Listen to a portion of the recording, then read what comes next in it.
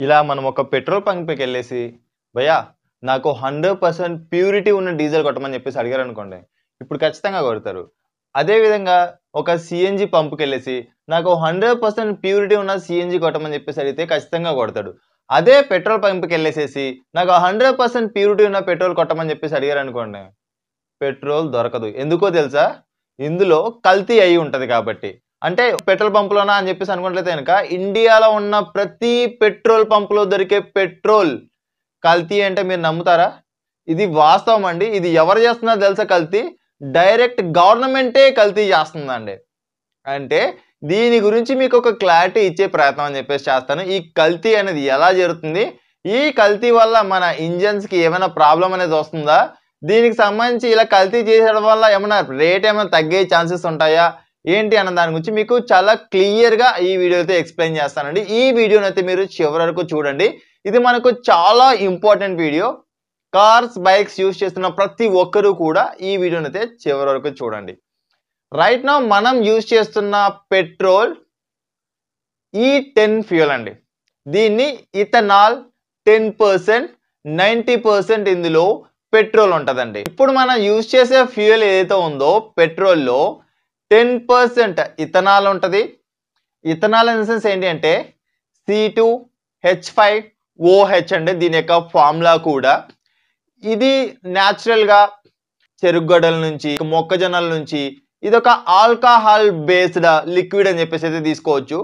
And ఇది high flammable material. దీంతో పాటు కూడా నేచర్‌లో చాలా ఈజీగా ఎవాపరేట్ అని చెప్పేసి అయితే అయిపోతుందన్నమాట. అందుకోసం దీన్ని మన పెట్రోల్‌లో ఇండియన్ గవర్నమెంటే కల్తీ చేస్తుందండి. ఇలా చేయడానికి గల రీజన్స్ ఏంటి అని చెప్పేసి అయితే మనం చూసినట్టయితే గనక ఎమిషన్‌ని కంట్రోల్ చేయడానికి, అంటే పెట్రోల్‌లో గనక ఇథనాల్ అనేది మిక్స్ అయితే ఇందులో ఆల్రెడీ ఓహెచ్ అని చెప్పేసి లాస్ట్‌లో యాడ్ అయింది కదా! ఆక్సిజన్ మాలిక్యూల్స్ కూడా ఆల్రెడీ యాడ్ అయ్యి ఉంటాయి కాబట్టి దీన్ని మనకు పెట్రోల్‌లో మిక్స్ చేసినప్పుడు లీన్ మిక్స్చర్ లాగా అయితే మనకు తయారవుతుందండి. లీన్ మిక్స్చర్, రిచ్ మిక్స్చర్ అంటే ఏంటి అంటే, రిచ్ మిక్స్చర్ అంటే ఎక్కువ క్వాంటిటీ ఫ్యూయల్, తక్కువ క్వాంటిటీ ఎయిర్ అండి.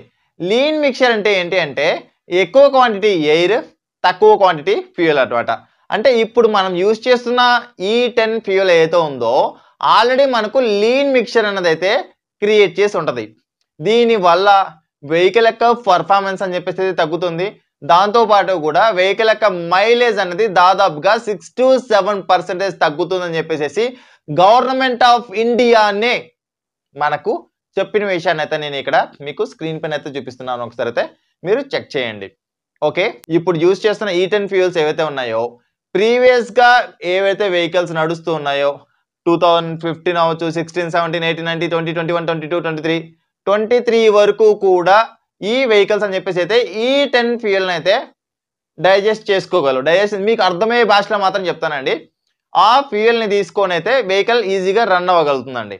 ఇప్పుడు గనక E20 ఫ్యూయల్ గనక వస్తే ఏంటి 2025కి మ్యాండేటరీగా ఖచ్చితంగా ప్రతి పెట్రోల్ పంపులో 20% ఇథనాల్ మిక్స్ అయిన పెట్రోల్ గనక రాకపోతే కుదరదని చెప్పేసి అయితే ఇండియన్ గవర్నమెంట్ బల్ల గుద్ది మరీ చెప్పిందండి. సో దట్ 2025లో వస్తున్న ఫ్యూయల్ ఏదైతే పెట్రోల్ ఉందో ఇది మనకు 20% కల్తీ పెట్రోల్ అండి. కల్తీ in the sense ethanol mix చేసిన పెట్రోల్ అని చెప్పేసి అయితే ఇప్పుడు మనకు ప్రతి పెట్రోల్ పంపులో రాబోతుందన్నమాట.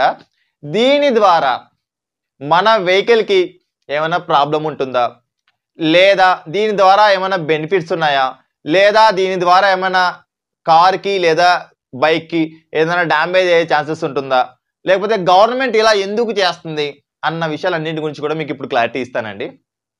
ఫస్ట్ ఆఫ్ ఆల్ మనం లాస్ట్ ఇయర్ చూసుకున్నట్టయితే 2023 to 2024లో మన ఇండియన్ గవర్నమెంట్ దాదాపుగా 13 లక్షల కోట్ల రూపాయలు పెట్టేసేసి క్రూడ్ ఆయిల్ని అయితే ఇంపోర్ట్ చేసుకోవడం జరిగింది వేరే కంట్రీస్ నుంచి. అంటే మనం కడుతున్న ట్యాక్స్ లో మెజారిటీ ఆఫ్ అమౌంట్ అని చెప్పేసి అయితే మనకు క్రూడ్ ఆయిల్ని ఇంపోర్ట్ చేసుకోవడంలోనే, అంటే వీటికి సంబంధించిన నిల్వలు మనం పెంచుకోవడంలోనే ఖర్చు పెడుతున్నాం అనమాట. ఏదైనా ఫర్దర్ గా ఏదైనా యుద్ధం లాంటిది వచ్చినా, ఏదైనా ఇష్యూ వచ్చినా కూడా మనకు ఖచ్చితంగా ఈ ఫ్యూయల్ నిల్వలు అని చెప్పేసి అయితే ఖచ్చితంగా అవసరం. ఇందులో భాగంగా మనం ఇప్పుడు 10% పెట్రోల్లో ఈ ఇథనాల్ మిక్స్ చేయడం ద్వారా ఇండియన్ గవర్నమెంట్కి దాదాపుగా ప్రతి సంవత్సరం కూడా 2 లక్షలు సేవ్ అవుతాయండి. ఓకే, ఈ ఇథనాల్ని తయారు చేయడానికి మొక్కజొన్న లేకపోతే చెరగడలు ఇలాంటి వాటి నుంచి అయితే మనకు తయారు చేయడం చెప్పేసి జరుగుతుంది. ఇలా ఈ ఇథనాల్ని తయారు చేయడానికి కొన్ని కోట్ల లీటర్ల వాటర్ అని చెప్పేసి అయితే అవసరం అవుతుంది. ఈ వాటర్ అంటే ఇక్కడ మనం ఎయిర్ పొల్యూషన్ తగ్గించడానికి వాటర్ పొల్యూషన్ అయితే మనం పెంచుతూ ఉన్నాం. ఈ వాటర్ పొల్యూషన్ అని చెప్పేసి పెరిగిపోవడం వల్ల ఏమవుతుందంటే లైక్ జలచరాలు అండ్ ఒక వాటర్ ఎకో సిస్టమ్ అనేది డ్యామేజ్ అవుతుంది. దాని ద్వారా మనకు ఫర్దర్ గా ఫ్యూచర్ లో ఎన్నో రకాల ప్రాబ్లమ్స్ అని చెప్పేసి కూడా మనం వాటర్ నుంచి ఫేస్ చేయాల్సిన అవసరం అయితే ఉంటదండి. ఇప్పుడు మనం ఎయిర్ పొల్యూషన్ తగ్గించడానికి ఏం చేస్తున్నాం, వాటర్ పొల్యూషన్ అయితే మనం పెంచుతూ ఉన్నాం. సో దట్ సరే, ఏదైతే ఏమైంది, మనం ఇథనాల్ అయితే తయారు చేసేసామండి. ఇథనాల్ తయారైన తర్వాత ఏం చేస్తున్నాం, దాన్ని 20% పెట్రోల్లోకి అయితే మిక్స్ చేస్తున్నాం. దాని ద్వారా గవర్నమెంట్ కి అయితే 20% అయితే లాభం అని చెప్పేసి ఉంటుంది. డోంట్ కన్ఫ్యూజ్ ఉంది, చాలా క్లియర్ గా చెప్తాను. 100 రూపాయల పెట్రోల్లో మనం ఇక్కడ 3 రూపాయల ఇథనాల్ అయితే మిక్స్ చేస్తున్నట్టయితే కనుక 20% ఇథనాల్ మిక్స్ చేసినట్టయితే కనుక ప్రతి 100 రూపాయల లీటర్ పైన గవర్నమెంట్ కి 17 రూపాయలు అని చెప్పేసి మిగులుతాయి. దీని ద్వారా మనకైతే విదేశీ మారక ద్రవ్యాలు అదేవిధంగా ఫ్యూయల్ సంబంధించిన నిల్వలు కూడా మన దగ్గర పెరుగుతాయి. గవర్నమెంట్ కి అయితే బెనిఫిట్ అయితే ఉంది. సరే, ఇందులో ఇథనాల్ మిక్స్ చేస్తున్నారు కదా, ఇథనాల్ మిక్స్ చేసినందుకు ఫ్యూయల్ యొక్క రేటు తగ్గించవచ్చు కదా అంటే ఇది మాత్రం కుదరదు, ఎట్టి పరిస్థితుల్లో ఛాన్స్ లేదు అని చెప్పేసి అయితే గవర్నమెంట్ అయితే చెప్పడం జరుగుతుంది. ఈ ఇథనాల్ మిక్స్ చేస్తే ప్రీవియస్ గా ఇందాక చెప్పాను కదా, 2023 లోపు ఉన్న వెహికల్స్ అన్ని కూడా ఫ్యూయల్ అయితే ఈజీగా కన్జ్యూమ్ చేసుకోగలుగుతాయి. 2023 నుంచి ఏవైతే వెహికల్స్ వచ్చాయో ఇవి మనకు E20 ఫ్యూయల్ ని కూడా అడాప్ట్ చేసుకునే విధంగా అయితే వాటిని అయితే డిజైన్ చేయడం అని చెప్పేసి జరిగిందండి.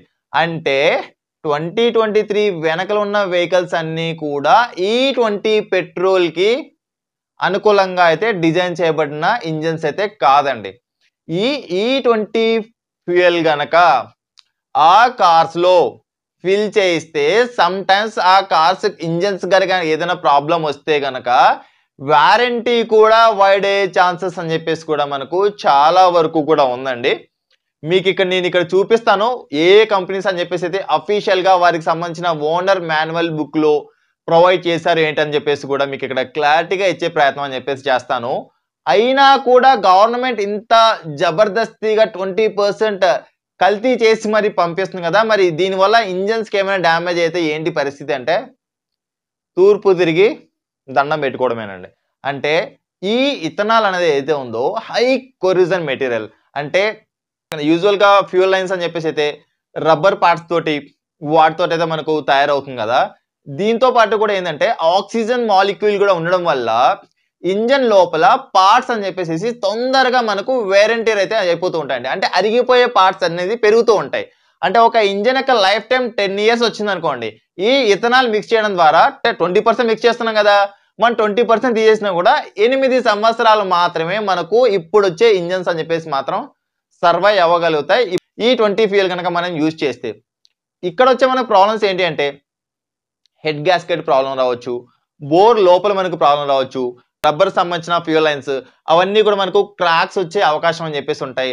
లేకపోతే ఏవైతే హోస్ పైప్స్ ఉంటాయి, హోస్ పైప్స్ కూడా మనకు డ్యామేజ్ వచ్చే ఛాన్సెస్ అని చెప్పేసి ఉంటాయి.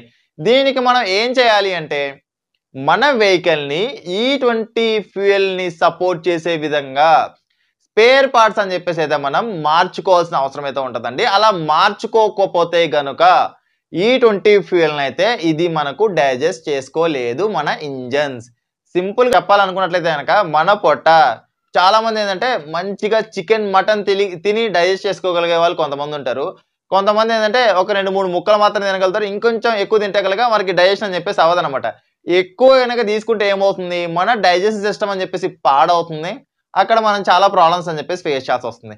ఇన్ ద సేమ్ వే మన ఇంజన్ లో కూడా మనం ఏం చేస్తున్నామంటే ప్యూరిటీ తక్కువ ఉన్న పెట్రోల్ ని మనం పంపించడం ద్వారా ప్రాబ్లమ్స్ అని చెప్పేసి అయితే మనకి ఇక్కడ స్టార్ట్ అవుతున్నాయండి. అంటే గవర్నమెంట్కి అయితే ప్రాఫిట్ ఉంది.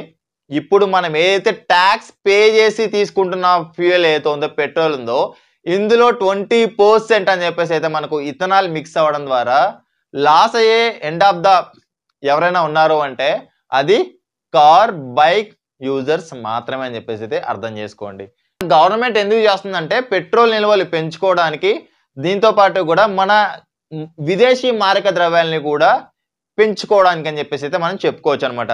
ఇలా చేసినా కూడా దాదాపుగా ఒక సంవత్సరానికి 2,00,000 కోట్లు అని చెప్పేసి అయితే మిగిలించడం అని చెప్పేసి జరుగుతుంది. ఇప్పుడు గనక చేస్తే అది మనకు 4,00,000 కోట్లు మన ఎవ్రీ ఇయర్ గవర్నమెంట్ అని చెప్పేసి అయితే సేవ్ చేసిన అవసరం అని చెప్పేసి అయితే ఉంటదండి. సో దట్ ఇలాంటప్పుడు అట్లీస్ట్ కాస్తో కూస్తో అయినా కూడా కస్టమర్స్ అలాగా లాస్ అవుతున్నారు. పెట్రోల్ పైన దాదాపుగా 110 రూపాయలు పెట్టేసి అయితే పెట్రోల్ కొంటున్నారు. అలాగా లాస్ అవుతున్నారు.